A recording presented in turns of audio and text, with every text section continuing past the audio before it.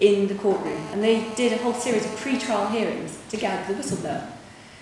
So when we finally got to the courtroom, we had a situation where he couldn't freely cross-examine his accusers. All his questions of the other MI5 officers, for example, were vetted by the prosecution and the judge and crossed out. He was not allowed to say why we'd done what we'd done, and when it came to the verdict, the judge ordered the jury to convict, which is against all legal procedure in the UK. You have a right, the jury can say, well, okay, someone's guilty under the law, but in the interest of justice, we're going to say they're not guilty. It's called a reverse verdict. It's something that we've prided ourselves on in Britain for 300 years. People fought for that right, and it just got shredded in that case. So, of course, he was found guilty, and he was sentenced. He got 6 months, actually, in the end. But the worst thing, and this is something I think which is an enduring theme, is the supine nature of the media, certainly in the UK. Because the formal judgment at the end of the case said that he accepted that Shayla had acted in the public interest. The judge, this is the judge. He accepted it was public interest. He accepted there was no financial motivation, and he accepted that no lives had ever been put at risk by our whistleblowing. And, you know, all the journalists are sitting there writing it down. So, you know, look at the papers the next day, or the headline, Shayla convicted. Shayla sells agent lives down the river for money. That's what the newspapers said. It was the entire opposite of what was said in the courtroom. I don't know how that, well, I do know how that, I don't know why the newspapers could be quite so perverse. I don't think it was the journalists, it's either the editors or, you know, proprietors or whatever. The government spin machine and the intelligence spin machine really kicked into action at that point. Now, the Labour government's been very, very notorious for its spin machine, you know, the dark arts, promulgated by a guy called Alistair Campbell, who was the sort of puppet master behind Tony Blair. But what's less well known is the control that the intelligence agencies have over the national media, mainstream media. There's a whole series of ways they can control it, where they invite journalists into this charmed circle where they get secret information, they get scoops, and where the editors are wined and dined by the heads of the agencies. And also where they have a self-regulatory body in the UK, which is made up of journalists who go native and start spreading the word for the spooks. The most vicious bit of the whole cycle is a section in MI6 called Information Operations, IOPS. And in this department, they specifically manipulate the media. They will plant false stories for their gain, for political gain. Or they will spin negative stories about the spies in order to make them sound more positive. So it's something to bear in mind again, you know, of course, never trust the mainstream media. But every time you see something about, you know, terrorism legislation or wars or intelligence or whatever, always wonder who's actually releasing that information, who's spinning it and how it's being spun. Anyway, that's my sort of personal background. I've become very involved in a number of campaigns and activism since then. I've also written a book which I had to submit to MI5 for clearance to get it published, because of course otherwise I would have been taken through the courts under the Official Secrets Act as a former intelligence officer. And I wrote it quite carefully because, I mean, having worked on the inside, I knew what could really damage national security. I used to write stuff all the time, you know, that went out to governments and government ministries and things. So I knew it didn't damage national security, but it did tell it like it happened. And yet they took 15 months to vet the bloody thing. It just went on and on, all the way through the Iraq War and Dr. David Kelly's death and the Hutton Inquiry and the Butler Inquiry, all these sort of areas that I would love to have been able to contribute to as an informed commentator. Couldn't. Had to wait for this book to be cleared. And when it came back, they wanted only very few things taken out. So I left them in the book, of course, but blacked out so people would see I'd been censored. And one of the things was just 4 little letters, which they objected to me including because they said it was a highly sensitive investigative technique. So I should break the Official Secrets Act tonight and tell you what it is. CCTV. Nobody had ever heard of that, of course. Especially in the UK, where we have over 4 million of things. We are the most surveyed society in Western Europe. Anyway, so that's taken out of the book. Nice little black spot. So it's a bit of a sad story, really. But I think, you know, you can draw themes out of it, which is the fact that the spies and the government can just ride roughshod over the laws of the land, where they're not held accountable, where they can get away literally with murder, and where there is no transparency. And of course, the whistleblower always takes the fall for what goes on. But then, of course, we move on now to how those themes have just become macro, and it's something that Arya talked about earlier as well. Things like in the run-up to the Iraq War, where we saw fake intelligence being used to justify going into Iraq, You know, Tony Blair made the deal with George Bush to deliver the UK into the coalition of the willing, so they had to fix the policy, the intelligence and the facts around the policy, as the leaked Downing Street memo showed. And in this case, we're talking about fake intelligence. The MI6 said, yes, look, it's justification. Saddam Hussein is trying to buy uranium from Niger. No, he wasn't. That was a lie. Where weapons of mass destruction could be deployed by Saddam Hussein against the British within 45 minutes. That famous claim. 45 minutes from Armageddon with the national headlines across all the front pages of the papers, the day before our Parliament took the vote of whether to go to war or not. I wonder why they voted yes. It's just crazy, the whole thing. And it's, again, the spies lying and getting away with it. There was no transparency. If it hadn't been for Dr. David Kelly, who paid the ultimate price, we would never have known that they sexed up the case for war. It's just crazy, it's just crazy. So where do we go from here? I mean, the spies are still getting away with it. They are literally getting away with murder. And they are doing worse and worse things. I mean, if you look now at what's going on, we've been taken into this nebulous war on terror, you know, this sort of faceless enemy. We never really know who's going to do what when. We've been taken into these illegal wars on their fake intelligence. And we're also looking at erosion of our freedoms as well, in the UK and across all Western democracies. And again, some of this was touched on in the previous talk. As I said, I've been involved in a number of civil liberties campaigns recently, having seen on the inside quite how out of control these people can be. And it's frightening. I mean, we have in the UK people being locked up in prison now with no charge, no evidence presented in a court against them, just on the say-so of junior intelligence officers in MI5 and MI6. This is internment without trial. For the first time ever in the UK's history outside a time of war, people just thrown into high-security prisons like Belmarsh because the spies say so.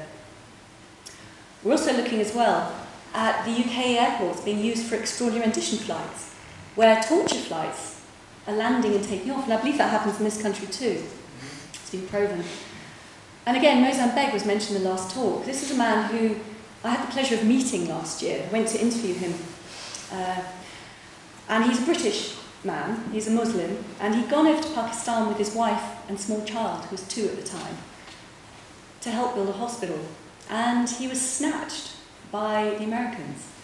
And he told me that he was in his flat with his family, and the door just suddenly smashed in. And they hooded him, cuffed him, shackled him, and dragged him off in front of his screaming wife and screaming daughter. And that was the last he saw of them for 3 years. He was held initially at Bagram Air Base, where they tortured him. He was there for about 18 months. And he said as well, the worst thing about all of that was that there was a woman in the cell next door screaming, and they kept telling him it was his wife. He said that was the worst thing. At that point, it didn't matter what they did to him, he just couldn't bear what they were doing to her. And then they transferred him over to Guantanamo Bay, where he spent another 18 months. And he said he was relieved to get there, because the conditions were so much better. I mean, how sick is that? And yet the worst thing as well, from my perspective, it sends shivers down my spine, is the fact that many of the Guantanamo victims, the British ones, are now pursuing MI5 and MI6 through the courts in the UK because they're saying they heard British accents during the interrogations. They say that MI5 officers or MI6 officers were involved in those torture sessions. And I sort of think, God, some of those people, they could have been people I used to work with, people I would have counted as friends, gone out for drinks with, had dinner with. And I sort of wonder how they made that moral journey from being idealistic 20-somethings to people who would collude in torture and watch another human being suffer like that. I know I couldn't, and yet that seems to be going on. But we have a whole range of other things going wrong in the UK as well, because the spies get away with it, and because this fake perception of terrorism, this fear of terrorism, is being ramped up on a daily basis in the UK. The mainstream media colludes in this. We're looking at things like the holding of terrorist suspects when they're arrested. They hold them without charge for 28 days now. They want to up it to 42 days. They even wanted to up it to 90 days being held without charge while the police interrogate them. Now, as I said, I worked against the IRA in the 90s when they were putting bombs down pretty much at will. And at that point, you could hold a terrorist suspect for 7 days, and that was deemed to be enough. So why this extended period?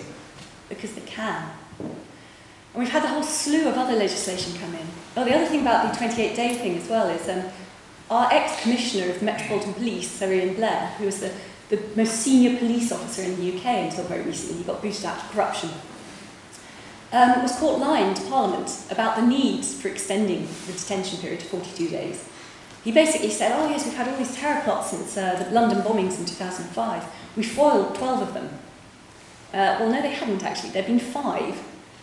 And this was established because someone blew the whistle on this from the intelligence agencies, to, I think, presumed to embarrass Sir Ian Blair. But he was lying barefacedly for political and police gain in Parliament. He had to apologise for unwittingly misleading. Of course, nobody ever lies in our Parliament. It's always unwittingly misleading the Parliamentary Committee. We've had a whole slew of other laws as well. We have something called the Serious Organised Crime and Police Act, which has banned our freedom of expression in a kilometre radius around our House of Parliament, where you have to get prior written permission to protest against anything in the UK. We also have laws like the Terrorism Act 2000. Section 44 has become notorious because this is used against everyone on the streets, particularly in London, particularly activists and young men in the Muslim community, where that says you can be stopped and questioned and you can be arrested purely to ascertain your identity if you've refused to give your details. And this has been used, I think, there were 10,000 cases of this reported last year, mainly young male Muslims, but it's increasingly being used against activists who want to protest. And this, combined with the SOCPA legislation, has really angered young campaigners in the UK. In fact, of course, with the Gaza situation, there have been huge demonstrations in London over the last few weeks, with about 100,000 demonstrating last weekend before last, in London. And I had friends on that demonstration who said they were actually corralled by the police and lined up in batches of 10. And then the police would go down that line with cameras and demand that they say who they were, what their name was, where they lived, all their identifying details were recorded. And if they didn't give those details, they'd be carried off and put under arrest. And this is for protesting genocide in a foreign country. It's just crazy. And there are other laws as well. I just want to run through, how are we doing for time? A couple more. We have something as well that came in 2005 called the Civil Contingency Act, which sounds fairly benign, you know, it's there to protect us. And this, effectively, is something where government ministers can sign a document that declares a state of national emergency. And under that state of national emergency, they can quarantine us, they can stop us moving freely around the UK, they can stop us having political meetings, they can even seize our homes and demolish them and not pay compensation. And then, well, this is all done in the name of national security, just to protect us. The thing is, this law went in completely under the radar in 2005. Nobody in the media reported it. I know, believe me, I tried. All my articles got spiked. And nobody in Parliament objected to it. It was just whipped through. The whip system is a sort of parliamentary control mechanism. It's not literal. But it was pushed through Parliament. And nobody knows about it, even in the UK. And there was another one, the final one, which really shows the intentions of where our government wants to go in the UK. And this is called the Legislative and Regulatory Reform Act. And that was passed in 2006. And it's not so bad now, but when the government proposed it in 2005, it became nicknamed the Abolition of Parliament Act, because under this, again, any government minister could just sign a document to abolish any previously passed law. So any law that had ever been passed by a House of Parliament in the last 700 years could just be overturned by a government minister by signing a document. 700 years of democracy, well, almost, just gone. And there was an outcry, and that's why it was watered down, and when it was passed, that provision was taken out. But that outcry did not come from the press. It didn't come from the MPs. It came from that well-known bastion of democracy, the House of Lords. They're the ones that got rid of that provision. But we know that the government, again, is looking to sort of change that act and update it and put something similar back in. So in the UK, at least, we are looking at a situation where our rights are shredded, our traditional freedoms are gone, and we're all being treated as potential threats to the country. And we can be, arrested with no reason. And it's quite frightening. And there is a beginning of resistance, shall we say, because the police are getting so heavy-handed in how they're applying some of these laws. But people are more concerned in the UK about getting fined for having their bins overfilled, for example, or for dropping litter on the street. But even that is beginning to make them feel that there's undue surveillance. They don't want to be part of that. There's another one as well, another law called the Regulation of Investigatory Powers Act that came in 2000. And this was an update on how they could intercept our communications. This was to bring the old laws into line with the internet age.